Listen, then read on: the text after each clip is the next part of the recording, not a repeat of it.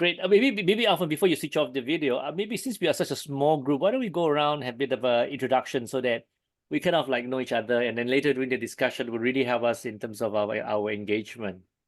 Go ahead, Alpha. Yeah, just to start off, my name is Alphon. So I work for Bain & Company at this product called NPS Prism. So advising clients on their customer experience goals, working with them on how to improve their customer experience pieces. So that's what I do on a day-to-day basis.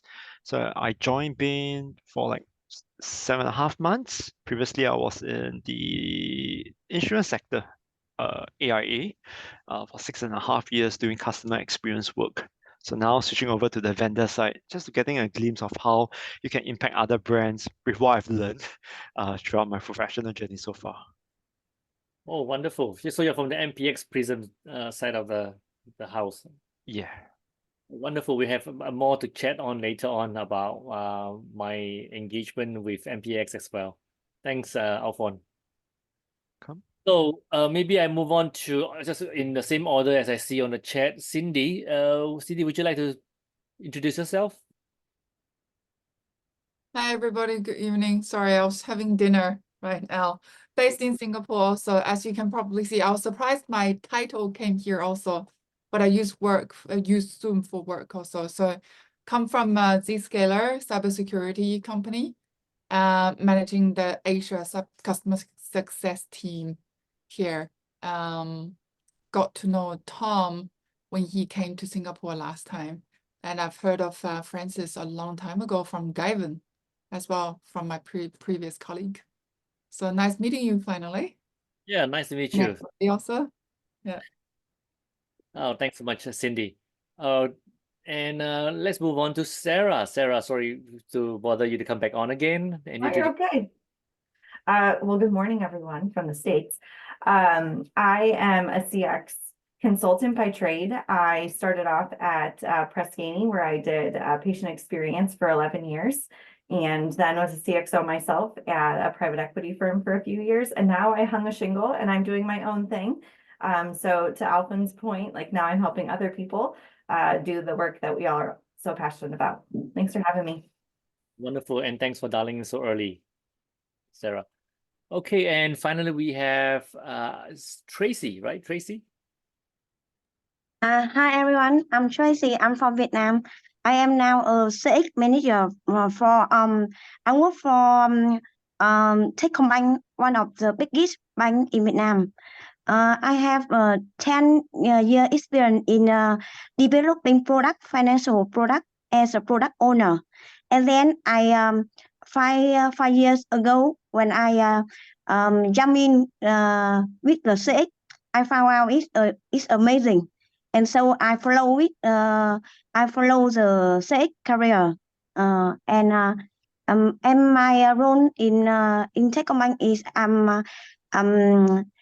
manage customer experience across channel, multi-channel, and design a new customer experience journey. Wonderful. Thanks, Tracy. Thanks for the introduction. Welcome, and thanks for coming straight from TED holidays. Thank you very much, Rohit. We're just going around kind of round of introductions for everyone. Would you mind just give a quick introduction of yourself, since we have a very small group tonight? Sure, absolutely. First of all, pleasure to meet you, Francis, and hi everyone else. My name is Rohit. I'm based in Singapore, and I work as I lead the customer care for a company called Matterport. It's a Silicon Valley software as a service firm which makes digital twins. But I joined this job about 6 months back. Before that, I was at Google leading the customer care for hardware and some of the subscription services. And this is where my passion for customer experience comes for, where I've firsthand seen like how a great customer experience can radically make a difference in user adoption, revenue, profitability, loyalty, and a lot of those metrics. So looking forward for the discussion. Before Google, I was a management consultant as well, and I've done my MBA before that. Hey, thanks, Rohit. Thank you very much. All right, so tonight's the agenda would be as such. I will be sharing maybe about 15 minutes or 20 minutes of some of the content I put together in terms of my thoughts around innovation, how it's so tightly coupled with customer experience. A lot of what I'm sharing is also from my experience and some of the stories that I have. And then we move immediately to a discussion. We initially wanted to do a breakout, but looking at the size of this small group, we could have a breakout within ourselves as well. All right. So now let me share my screen of the PowerPoint that I've just used it as a kind of a discussion. Now, feel free to, let me know when you can see my screen. Feel free to just ask questions if you like on the chat. And then once I finished it, I can move on to the chat, or you can come off the sound and talk about it. So Tom, can you see my screen? Yep, it's good. All right, great. Now I'm going to explain a bit what I do. I think many of you might have sort of done a bit of research before you sign on this, course or this kind of a sharing session. A bit more update is that leaving Amazon just the end of the year, and I've been talking to Bain for quite some time, way about 6 months. Decided to become one of their independent advisors for the region. Primarily is to drive their CX solutions, and they do have a couple of platforms and products. For example, in the generative AI area, they have Kinetics, which use a platform to predict the future of the MPS based on the limited data of the survey that they have, but relying on as much as possible the data that they have on the customers, on call centers, buying behaviors, whatever they can get hold of. Then building a model to predict the increase or the decrease of MPS as one of the metrics among many, and therefore alert the organization to know where they're going to invest. At the bottom left of the screen, you will see a logo called CXI. In fact, I'm pretty glad and proud of this company that I engaged in Vietnam when I was there last month, to help me with the branding. And the company name is based on what I chosen very, very clearly. It does CX, but innovation, because the key differentiator that my company does will be solving customers' business problems, transformation issues first, and then bringing and marrying it to customer strategy, and then using innovation to innovate ideas before going even into technology. And just incidentally, just over last week, I have developed a 6-point framework to help organizations to think about leveraging Gen AI as part of their strategy, because a lot of big enterprises, even during the last year in AWS, I have been helping public sectors and big organizations to embark on their journey. And a lot of them are jumping in the bandwagon of Gen AI. However, I think the common problems I see is very common to everyone around the world, is to go into technology too soon and not have spending enough rigor in the strategy, what problem trying to solve, what customers' problems they're trying to solve. All right. Now, so connect me on LinkedIn if this is my QR code. Let me jump straight to do. Okay. Okay, 1 second. I don't seem to be able to toggle my screen. All right, stop sharing. It's for a while. That's strange. Let me share again. This time I use the desktop so that I can control a bit. Hold on. Okay, let me just pull out the thing.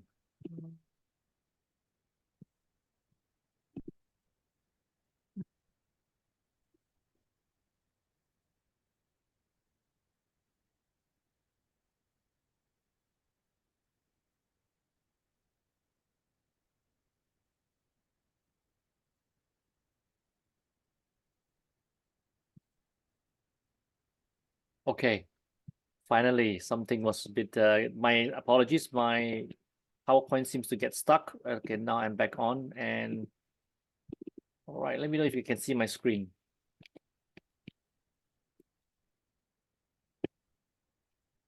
Okay, can you see my screen, Tom? Yep, works. All right, now good. So let me start by sharing that in the particularly last 15 years that I observed, that the only differentiating factor between a good company and somewhat the peers will be really having the ability to crack the innovation piece of the strategy. Now, it's been overused. Everybody's trying to innovate. Of course, they try to have new product solutions. But I do, in my experience, find that very few companies are able to go through the rigor of a framework to be able to execute and deploy and adopt it well. Now, the thing is this, let me share a couple of data points from PwC, first of all, that you can see that there's a high percentage of companies spending their time and resources on generating new ideas through open innovation. So gone are the days, as I observed, that they are investing too much into the R&D. While it's still due, and of course I must caveat that there are some industries you still require that because of the confidentiality, the technology know-how, and even geopolitical reasons that they have to have a pretty big R&D focus. But by and large, I believe this PwC study is across many industries, that there is a trend of people going towards open innovation. And these are the three reasons why. First, obviously, if you go global and you go out there, you're going to have much more choices of ideas and people and talent. And when you do that, you basically spread the risk across different organizations when they collaborate, and the deal making of those collaboration could spell out towards sharing of the risk. Of course, also sharing the rewards, that such as, for example, IP, profit and revenue. And then finally, the speed. Now, one thing I want to take note, as we can see, that speed matters. So a lot of time, organizations tend to stuck with the process too much. And as a result of that, they really sacrifice on the speed to market. And sometimes you will not be surprised when some of them are willing to trade off to ensure that they have the steps right. And I'm not talking about compliances here. Definitely compliances is full swing 100%. But I'm talking about, the way of doing things. There's none related to any legal or regulatory framework. Now, another data point you can see here, McKinsey did a study right now here 2 years ago, that high percentage of C-suites are not happy with their innovation, that even though every company will pronounce that they are into innovation. Now, as a result of that, a huge amount of the business are not doing well, and there are big risks of challenging the business side, the business models that they are in. And it's only 6% of the leadership are satisfied with their innovation performance. And that's really low. If you think about it, if I don't show you these statistics, and then if I were to ask a question, most of you will say maybe 80-20, maybe 20% are not. Only 20% are satisfied, perhaps, or 30%. But the number here, 6%, is really low. Really shows the point where there's a lot of room to help organizations in terms of improving their innovation strategy. And why do innovations fail? You can see there's tons of reasons right here, but I do see there is I like to sum up, if you ask me what is my opinion in terms of this whole list of reasons, I would say what stands out for me and what I observe is the inability to go through the rigor of innovation process. All right, that's a key thing. And then as a result of that is people rush very quickly into the product development. There's even one organization that they brought a vendor in on week 2 of the innovation cycle when they try to tackle a problem. In a week 2, when it's week 2, automatically they will be influenced by what the vendor can do or cannot do, and also their point of view. So it's way, way too early. And this is a global real estate company. And I believe this is not foreign to many of the organizations I talk to. So this is one of my favorite quote. Happy for you to quote that as part of some of you other consultants here. Don't deliver product, but deliver an experience. Because in my own story, frankly, we as customers, we don't really care too much about the product. We don't really care too much even with the features and functions, because ultimately those product and feature functions will only deliver the experience that we want, that we will come back for. So focus on really the ultimate point, which is the experience and not the product features.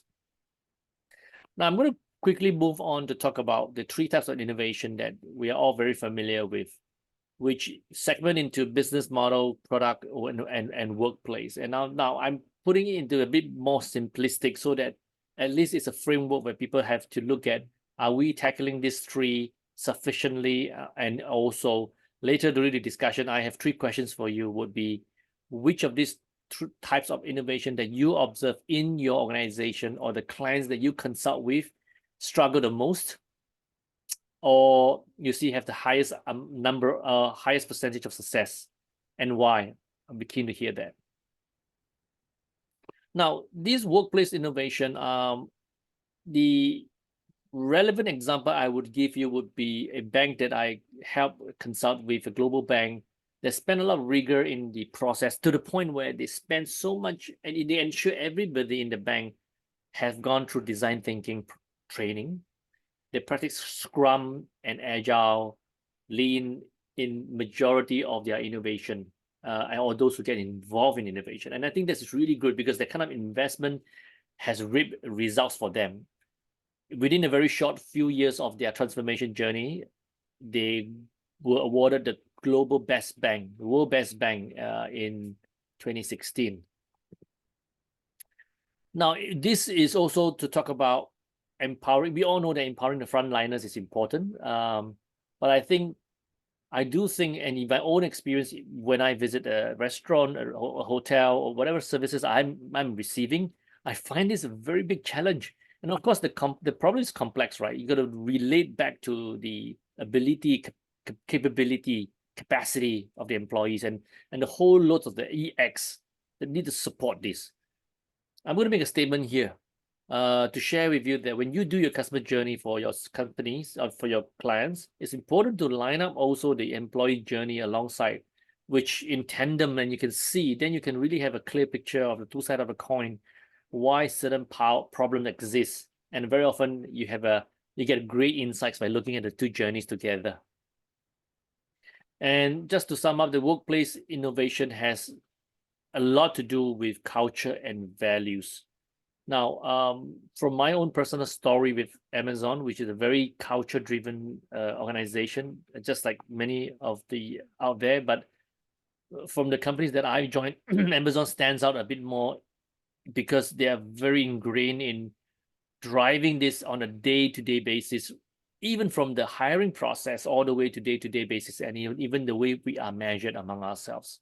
So that I find has one of a very big impact and influence in promoting innovation. For example, we have a leadership value that says, think big. So in many meetings, someone would just say, hey, guys, let's stop for a moment what we're discussing, because we're not thinking big for the customers. And we're not customers obsessed. By doing this, are we obsessed with the customers? Are we demonstrating our value of customer obsession? So these questions are good for us to really set back and say, hey, where are we going in tangent in terms of our discussion? Now, product, as I mentioned, product innovation is important to focus on the experience, but it's very common for anyone, particularly technologists, or even I see a lot of business C-suites. They take a lot of pride, which rightly so, where they can articulate jargons around technology and to show that they know what it is. And fine, that's great and good, but I would rather them talk a bit more about what problem they're trying to solve and why solving it, and why solving it now, and why are they the best one to solve it. So these are very basic questions. If they can give a really solid discussion around there, they will earn my respect rather than able to understand the jargons around technology. Now, business innovation, as we can see, I'm going to share with you my perspective right now. As we can see, there's a lot of retrenchment of layoffs of course, many industry, right? But just like today in the news, Morgan Stanley, and nobody is spared on that. But I see that it's not so much of a layoff or a cost-cutting initiative alone. There's a readjustment, refocusing of resources, because I do see a lot of hiring in the area of AI, both the business and technology side. So this is where a lot of business are investing in. So I think this augment of the resource is something that while they cut in certain areas to skim the feds, but they are also investing in AI, generative AI particularly. So business model here, I talk about really simple, you want to increase revenue, growth, or you want to reduce costs, right? And there are only two ways about it. I feel that my position will be looking at the value proposition to the customers, which is where we all are customer experience experts here. And I think this is not spoken enough in boardroom and C-suite discussion where customer strategy, customers' value propositions are not discussed in depth enough. And also the changes is really looking at transforming the entire way of doing business. When I say underlying operating model, means to do things completely different. And it's really difficult because a lot of organizations has been very well ingrained, and when what works, they don't want to break it. But I see that if you want to stay ahead or want to break through as a leader, the organization and the leadership must be able to take the ability to use innovation to break the norms and do things completely differently, producing a different value proposition, a better value proposition. And that's the only way you can stay way ahead of the competition. All right, so these are the three innovations. I'm going to talk about three things where my experience with Amazon and in innovation hopefully might be useful for you. There's a big portion about customer obsession. I'm going to talk about some of the tools, mechanisms that we use. And finally, I'm going to touch a bit about the culture. First, let me define customer obsession. And I've been thinking about this for quite some time, even way before I joined Amazon. And then this definition is more of my own, from my recollection of my experience, where I chose the word relentless focus. All right, it means it's really 24/7 all the time, focusing on the customer's needs and wants. And then we work backwards from there to invent for them for the right product. So these are the words I carefully chose and put together to emphasize on the various aspects of innovating for customers as part of the value of customer obsession.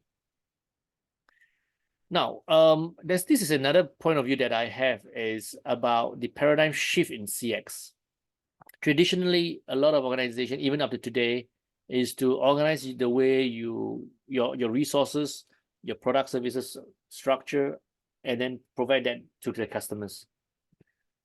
I would think the other way around should be the way, where it should start from what the customer's needs are, and then come back to design the workforce, design the go-to-market, the marketing, the strategy, the warehouses. Everything is only done after the insights of the customers have been developed. Now, I say that with a lot of caution that although you may agree quickly with me that this makes a lot of sense, but I think, in my opinion, maybe 95% of the organization I see really starting from the traditional way of setting up themselves and then tell customers how to order, where to order, how to pay, where to pay, based on the constraints of this organization. And I strongly believe it should be the other way around, and then figure out how to satisfy those needs. All right, customer's journey. This is something that I, because of the audience here and your introduction has told me that you guys are expert in that. I'm going to take that, quickly jump over, and not to emphasize too much of the benefits of doing customer journey. I'm going to talk about the techniques that we have, and you can see this as this is just sharing with you one of the mechanisms that Amazon use called working backwards. And this is very similar to design thinking, as you can see some of these tools and steps. But there's a lot more assets as I start to show this on the screen. So some of these assets are very specific on driving the details and insights that we want in this process. Now, the one in orange, as you can see here, are the leadership principles or values of Amazon that I sprinkle over the process, where it's very well deeply ingrained in every one of us, whether we are doing innovation or not in the organization. the values that we have. There's 16 of them, and I picked 5 just to reflect this on the mechanism that we have. Now we make things very simple, where we let the whole organization during the embark, and also when embark is a process where we help new employees to come on board, where we use very simple questions, words to explain what we want. And are the 5 questions reflecting on the tool or the mechanism we use called working backwards, which is not proprietary to Amazon. Anybody can use it, and I've checked as well. It's a method that anyone can coin and use it for their own purpose. It has some assets that you may have heard of: press release and FAQ. Now, press release is just sort of phrase that it's a document that looks like this, which a lot of iterations by the time a product is being used, been released 18 months later, it's on the 50th version. Now, the thing is this: the peculiar part about press release is it's been designed and used on day 1 of the innovation process, where the team or the group does not even have a good idea of what the problem statement is, and they haven't even started to ideate. This is the phase where we wanted to do that, because this is a unifying process where you unify the entire stakeholders and the whole organizations coming together in the whole innovation process to work together to the vision.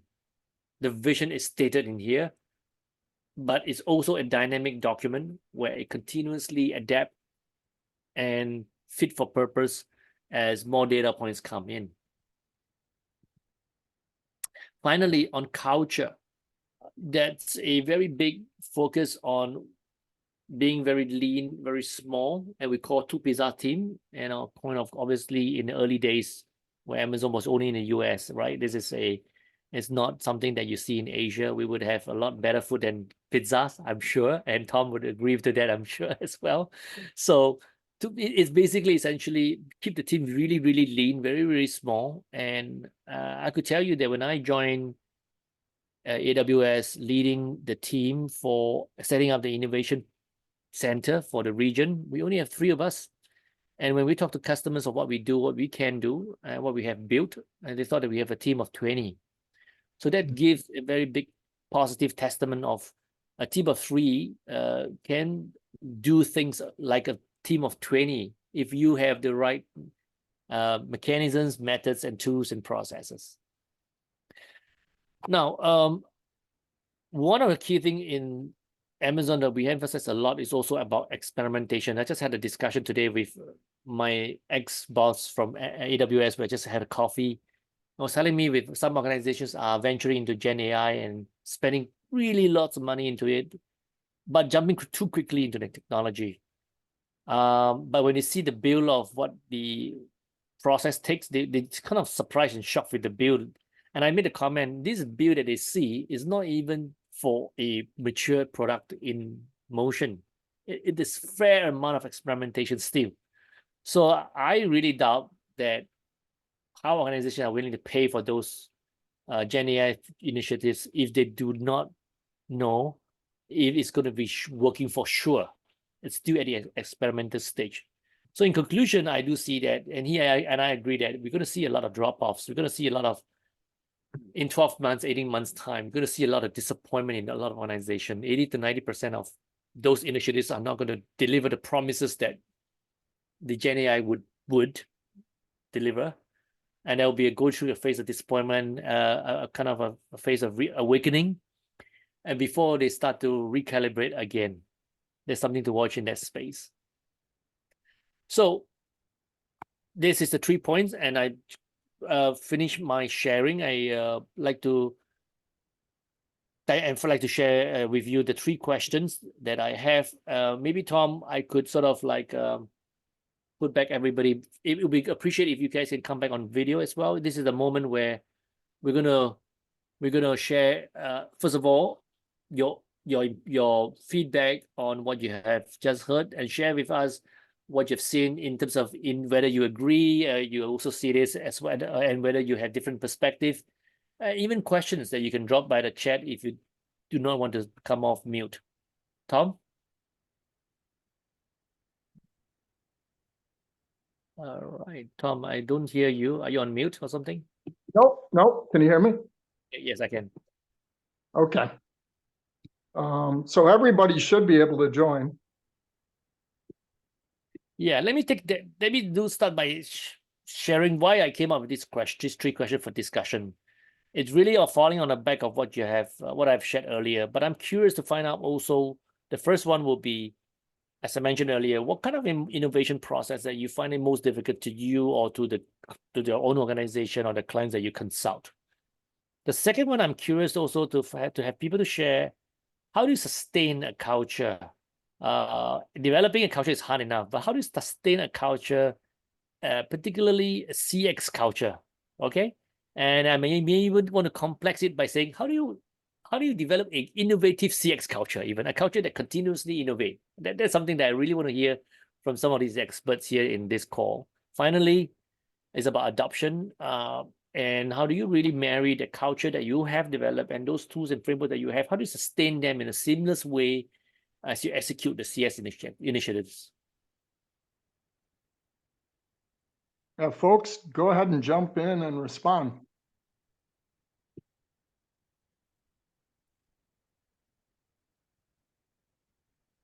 Maybe I can someone. Rohit. Yeah. Go ahead, Roy. I unmuted myself anyways. I think, I don't know if innovation is the right word, but one of the biggest challenge which I faced when driving CX innovation specifically, and in a company like Google, which is very, very product driven company, probably like Amazon, but Amazon has a very customer centric culture. Google has a very product centric culture where build good products and users will follow kind of thing, right?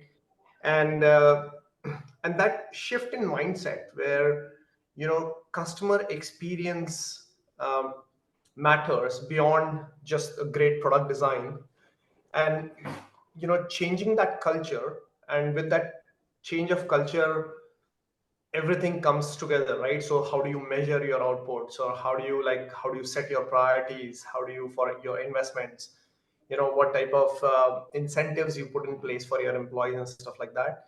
So changing that culture was the biggest and most difficult thing which I faced, because I was part of the hardware team in Google, which is very different than the rest of the business of Google, right? So I would say, to your first question, CX innovation, like workplace, probably falls into the workplace category. I think that was the most difficult one for me, probably because of the rest of the company's culture, but also because it's so important when you are trying to deliver CX outcomes. Culture is extremely important, is what I believe. Wonderful. Thanks so much for sharing that. And maybe we could hang on to that. We could go question by question so that everybody have a chance. Let's play a little game since we have about 5 or 6 of us. Everyone could either make a comment or a question, and must do that. Let's move to Sarah, if I may. Sarah, Yeah. would you make a comment or a question? Sure. So for the first one, I would agree with Rohit that in my work, I've found that workplace is the most difficult. And oftentimes, because when we think about innovation, we also often have to innovate with the operations team. And those teams are usually the most resistant to change.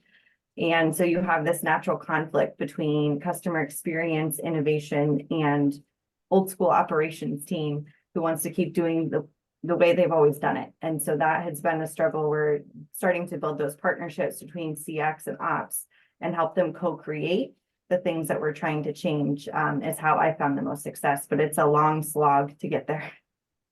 It's true. Thanks so much for that comment. That's great input for you.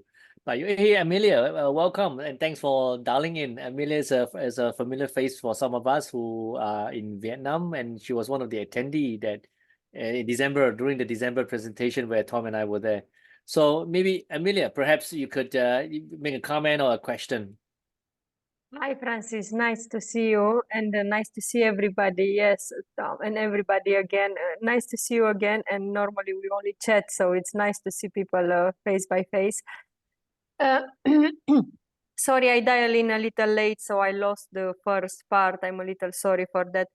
Actually, I was looking at. I have a question or food for thought. Actually, it's a question, an issue that I was like a case study that I was thinking about, meditating on the customer experience. I saw an interesting question on the NPSX community, and I would love to hear your opinion, Francis, on it, or maybe if the other experts could join in. So a lady here asked if any, so she asked the community, any of you had to produce independent customer experience assessment as part of your organization investment plan in the same way that finance or risk have to? So so my question would be, or the thinking would be, how do you produce independent customer experience assessment? And I saw plenty of ideas on like checking on the social network and external assessment for the client. So it should be external, so not involving customer survey. I would be really curious to hear your opinion, guys.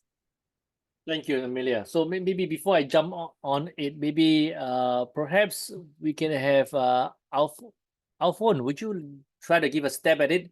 Because you might be doing some of this as part of your work. You mean the questions or what Amelia has mentioned? Yeah, or yeah, you can do that, or you have the liberty to choose also to make a comment about this as well. I think I'll go with the question first. I think it is a tricky part because it depends from business to business. So I've worked with traditional banks that because it's very hard for them to really incorporate innovation, and then if it really changes their business model, there will be a lot of resistance on the ground. So I've seen products succeeding. I've seen from the bottom up workplace change in incentives, change in KPI working, but it's just the business model may not be working in favor of the company. That's why there's always a secondary concern. So I take, for example, like insurance. In the Southeast Asian industry, it's very largely distributor driven. And if you're really trying to do what's well for customer, that will be at the expense or the trade-off for your distributor. So the distributor not only has to service, but they also have to do sales. And these two fundamentally are areas of tension. So if you really want to be customer centric, there needs to be a shift in terms of the reliance of like insurance companies on distributors or fundamentally how distributors are being serviced to their customers. Is it like less rely on servicing, just focusing on sales, and whether the company takes back the servicing portion? So to me, I think the business model, from my experience, is the most challenging one. Thanks, Alphonse. I have a quick comment about the insurance. I find that in my dealings with insurance, as you know, you're rightly so, in Southeast Asia, it's very distributor reliant. And I struggle with that because I don't think customers, the end customers like us who buy insurance, really get a full benefit because of this tension that, or this business model that is currently going on. I'm very critical about that. But I do appreciate that there's a lot of constraints why it has been that way. But I think that also spell opportunity for us CX people to come in to help out. Now, to Amelia's question about how do we get an independent assessment, CX assessment for our customers? Is that a question, Amelia? I just want to make sure that I read the question correctly. Yes, this is correct. It's a question, and it's how would you do it, let's say, because yeah, I have some idea, but I would really like to hear from other people and from you, Francis, how would you do it if you would like to produce if you would have to, because I guess nobody does it. And Sure. First of all, willingly. I think the most basic assumption we can have is that customers who comes to either a vendor or a consultant to try to get an assessment, we can make it safely the assumption that they want it to be independent. Okay, later someone maybe can contradict this. I'm happy to hear the contradiction. This is my assumption because the assumption is based on if it's independent, therefore you can really get a full scope of the customer insights impacting through the entire journey. Now, the only caveat is that the people who drive this independent assessment usually could be the CX team or the non-CX team. Sometimes they could be incentivized by some KPIs. And that really something that I struggle with as well, in the sense that they may want to tweak it towards something that they benefit as either individually or as a team. Now that's not the ideal way, because if you sit on top as the CEO, you really want to get the right and relevant insights. So how methods, I think the traditional ways every one of us know, the surveys, and there are many methods like customer effort score, NPS system, and even that, I've been thinking that while all these are good or maybe effective, there's somewhat different levels of that. I challenge the fact that are they useful enough to create strategy?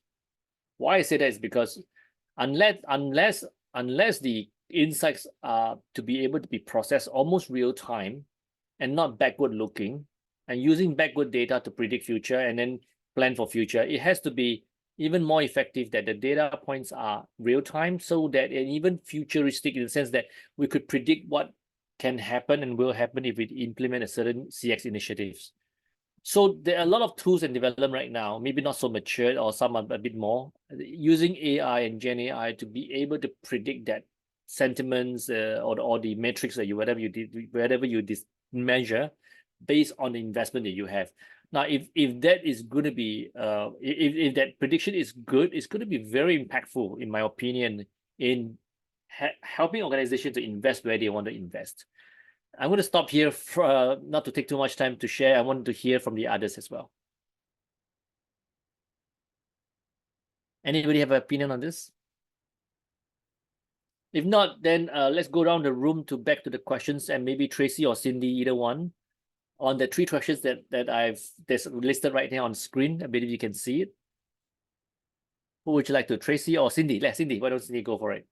Hi, sorry, I've been off camera. I don't know if I'm in a position to comment on this, because for a cyber security company, we have to innovate, and we are really kind of in the leadership position in the industry. So we're leading the industry trends by creating a new wave of technology. And so we, as a company, spend 20% of the revenue on innovation. So products innovation as part of the what you mentioned before, Francis, is what we really focus on. And because of the nature of the business, the people almost have to follow, and everybody who joins the company are there to innovate and to change the industry together with the customer and with the company as well. The number one challenge I would say that we face is all the customers are wanting to go through a digital transformation journey, and everybody talks about transformation. And I resonate with what you mentioned before with Amazon's transformation. It's a lot of it is a trade-off. You need to prioritize on what you can do and what you can't do because of funding and investment. And also operationally, you are faced with people. So when you are asking people to change, it's about explaining to them the why. The why to us is the most important part in the change management process. Getting people to buy into the change before you do anything will make or break the change process. That's what we've observed. And yeah, because the new technology, when that new technology is introduced, especially, for example, if we change the way how the operations team in the IT department works, a lot of them think of, am I going to lose my job as a first idea in your mind.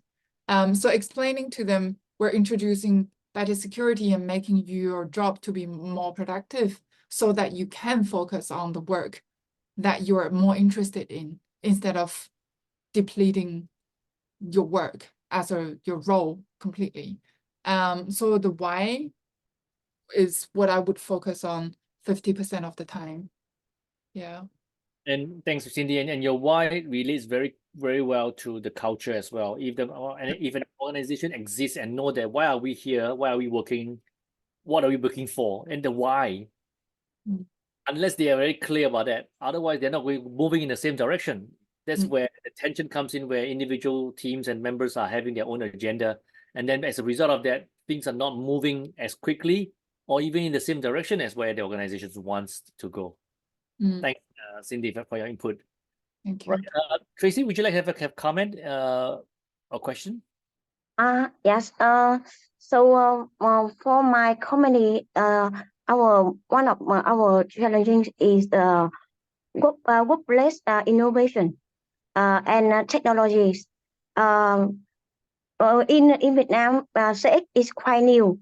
It's just we just know about CX from about 5 years ago, and in my bank, Techcombank, we need to build CX culture, and in 5 years, and now almost people obsessed with CX, but we still to measure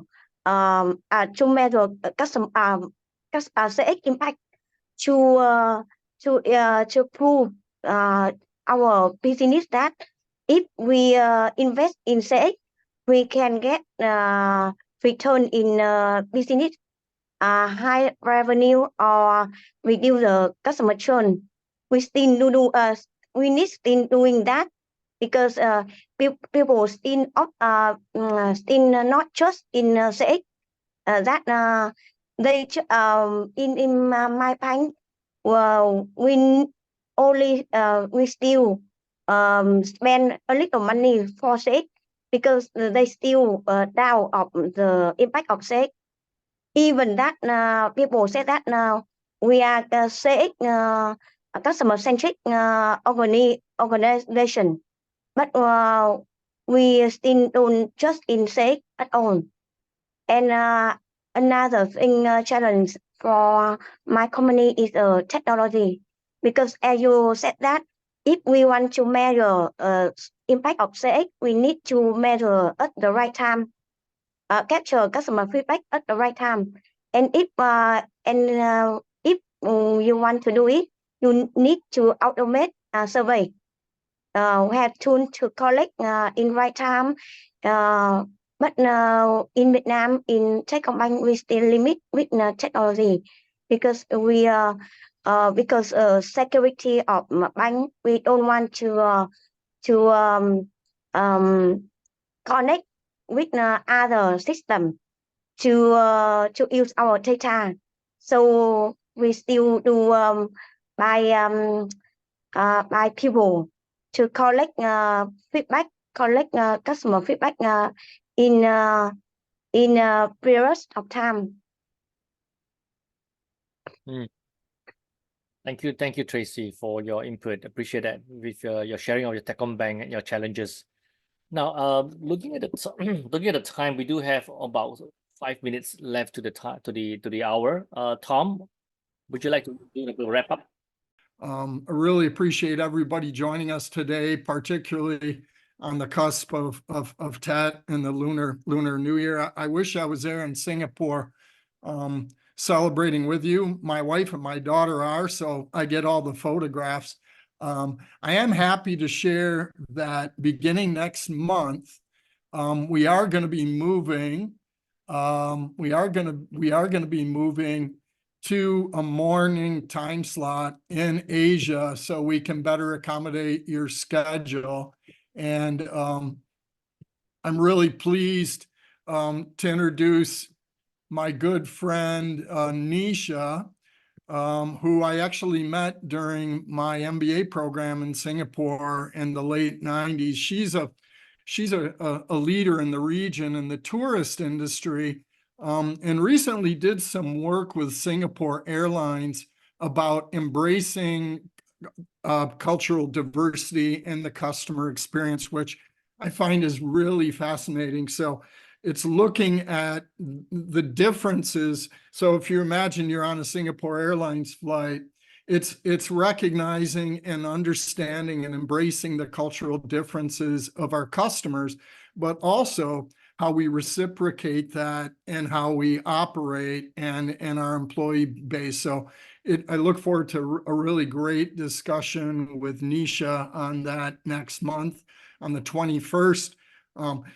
So nobody will miss dinner, and hopefully nobody's missing breakfast at 9 a.m. in Vietnam or 10 a.m. in Singapore. But so Sarah, you may have to join us in the evening. We'd be happy to have you there too. But thanks again, and I'm so happy to see the people that showed up are all people that I've met with personally in Singapore. So Alphone, Rohit, and Cindy, thanks so much for showing up. I really appreciate it. And also, it's a pleasure. I know Tracy and I have talked as well in Singapore. So I really appreciate your loyalty. And Amelia, it's good to see you again too. Look forward to seeing all you guys next month. And enjoy what's left, the fumes of what's left of the holiday in Asia.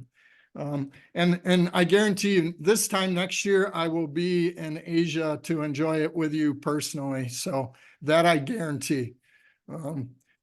Beginning next year, I'll be living in Singapore. I'll be living in the region during the winter time. So I look forward to seeing you guys in person then. But thanks for coming, guys.